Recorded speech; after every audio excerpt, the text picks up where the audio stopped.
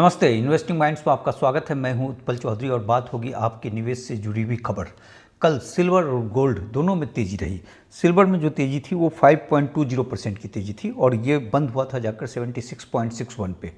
यानी अगर Indian currency में उसको कन्वर्ट करें तो 2,42,651 जो है प्रति केजी, जीएसटी और कस्टम वगैरह जोड़ने के बाद।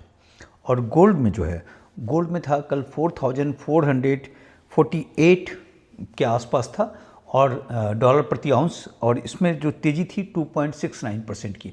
अगर इंडियन करेंसी में इसको कन्वर्ट करें तो 1,40,487 प्रति 10 ग्राम ये रेट था।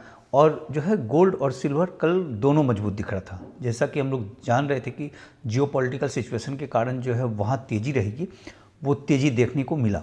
लेकिन जो उम्मीद थी कि बहुत ज़बरदस्त तेज़ी होगी 10% और 15% का, जैसा लोग सोच रहे थे, मैं नहीं, तो उस तरह का नहीं हुआ। जो गैप अप और ये वो तमाम बातें थी उस तरह से नहीं हुआ। लेकिन जो भी था, इसका जो बिहेव था दोनों का, वो काफ़ी मैच्योर बिहेव था। और इस तरीके से अगर बहुत ज़बरदस्त तेज़ी हो जाती है गैप अप वाला, तो उसमें फिर गिरने का चांस भी काफ़ी ज़बरदस्त रहता है।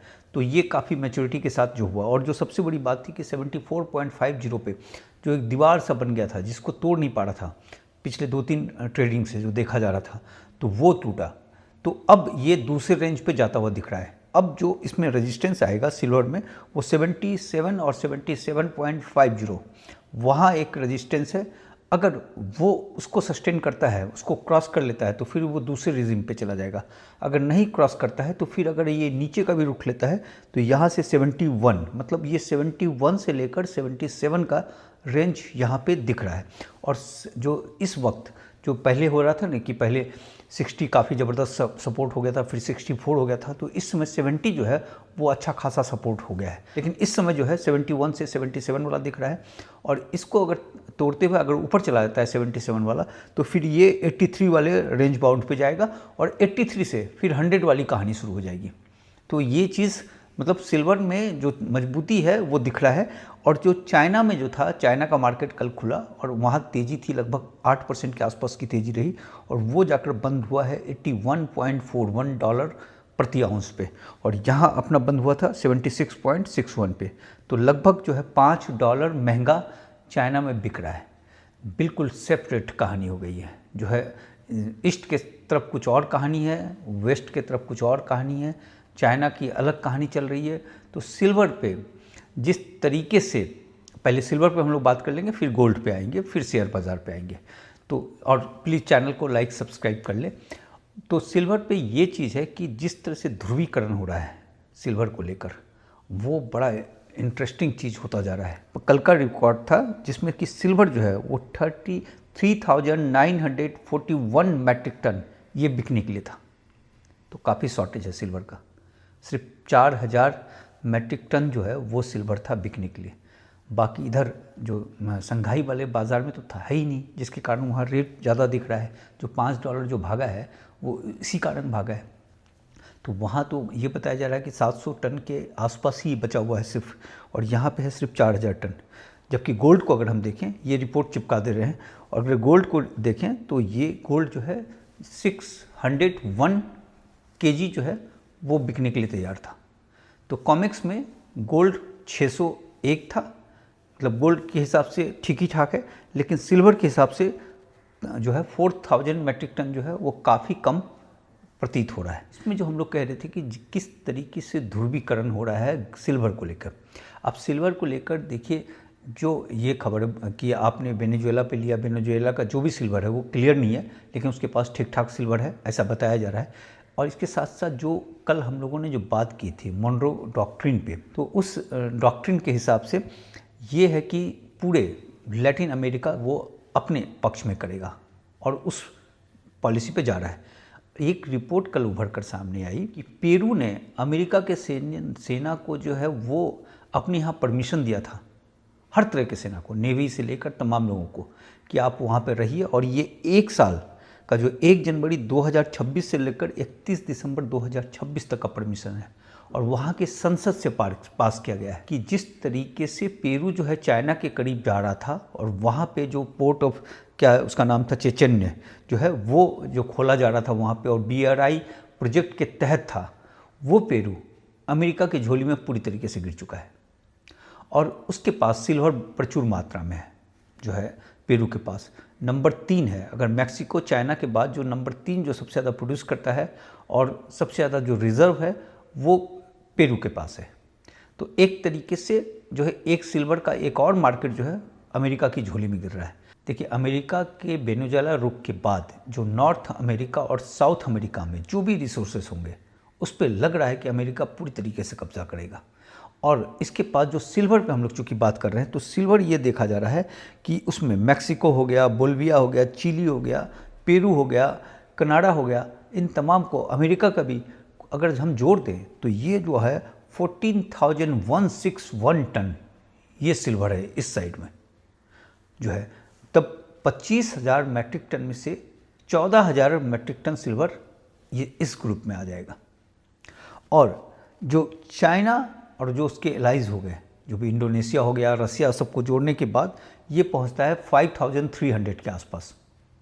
अब बाकी जो है न्यूट्रल है, लगभग 6,000 के आसपास जो है टन के आसपास जो है ये न्यूट्रल है।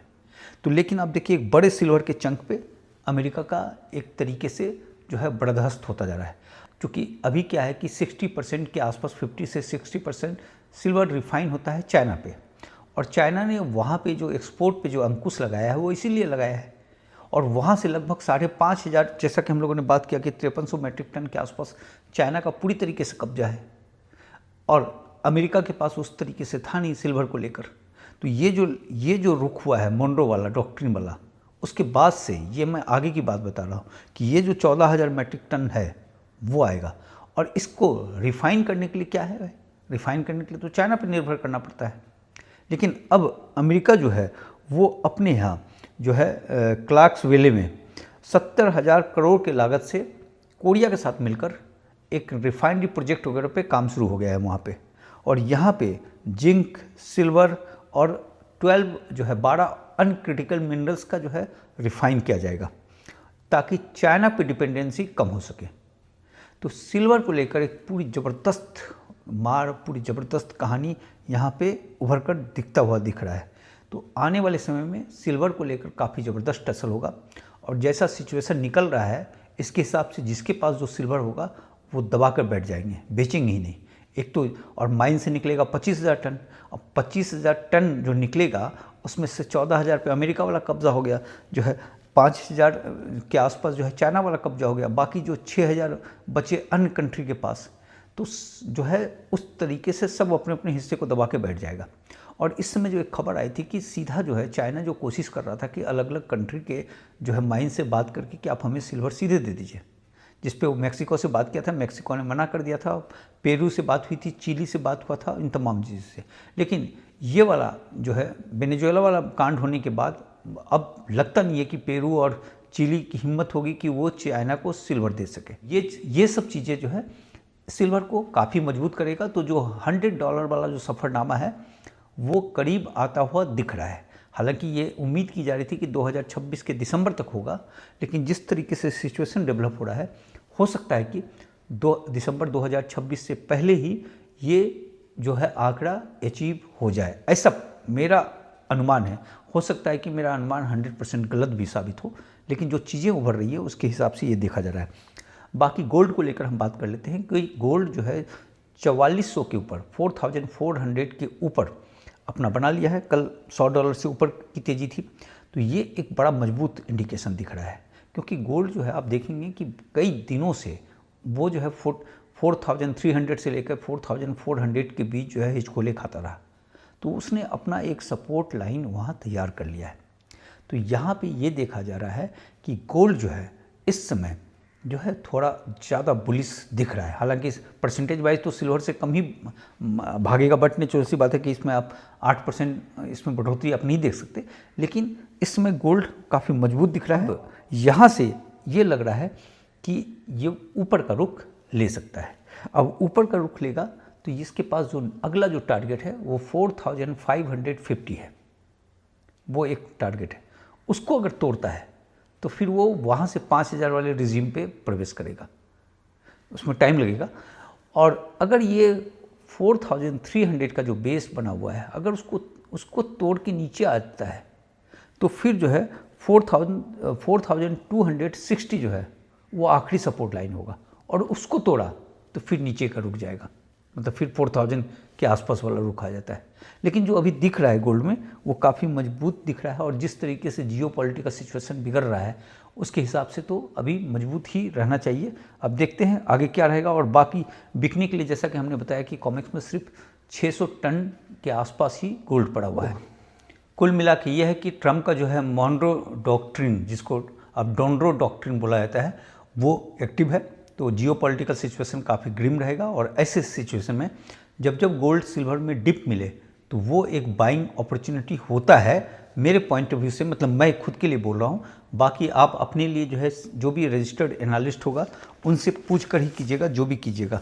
बाकी हम लोग अपने शेयर बाज़ार के बारे में बात कर लें कि शेयर बाज़ार में जो है जैसा उम्मीद था कि भारत के शेयर बाज़ार में बहुत कम असर देखने को मिलेगा, वो हुआ, कम असर देखने को मिला। अमेरिका के शेयर बाज़ार में तेजी आई। जो हम लोग जो डिस्कस कर रहे थे कि किस तरीके से अमेरिका की इकॉनमी को एक तरीके से जो है $19 ट्रिलियन का जो है एक रिसोर्सेज मिल गया जो है वेनेजुएला के कारण, और बाकी जो जिस तरीके से उसका जो डॉक्ट्रिन सामने आया है उसमें वो किस तरीके से मजबूती देगा, तो उसका एक इम्पैक्ट देखने को मिला कि वहाँ का मार्केट जो है ऐसी खबरों में मार्केट नेगेटिव जाता है लेकिन मार्केट वहाँ पॉजिटिव रहा। और हमारे शेयर बाज़ार में बहुत ज़्यादा असर पड़ना नहीं था उसका, तो वो चीज़ रहा कि 78 पॉइंट की गिरावट रही 0.30% की। लेकिन जो निफ्टी जो है वो 26,250 पे जो है वो बंद हुआ है, और इस समय जो देखा जा रहा है वो ऊपर का अगर हम देखें तो 26,340 जो है वो एक रेजिस्टेंस है, उसके ऊपर 26,379 है दूसरा रेजिस्टेंस, फिर तीसरा रेजिस्टेंस जो है 26,441 है। अगर सपोर्ट की हम बात करें तो 26,216 जो है एक सपोर्ट है, दूसरा सपोर्ट 26,177 है, और तीसरा सपोर्ट जो है 26,115 है। बाकी मिड कैप में 0.10% की नरमी थी, स्मॉल कैप में 0.28% की, और पीएसयू में जो है 0.16% की नरमी रही है। अब ये है कि देखिए वेनेजुएला में जो है 30 दिन के अंदर इलेक्शन करवाया जाएगा ऐसा ट्रंप ने कहा है, लेकिन उसके कारण वेनेजुएला के कारण जो है हमारे 9 शेयर्स जो हैं उस पर प्रभाव देखा जाएगा। 9 शेयर्स प्रभावित हो रहे हैं।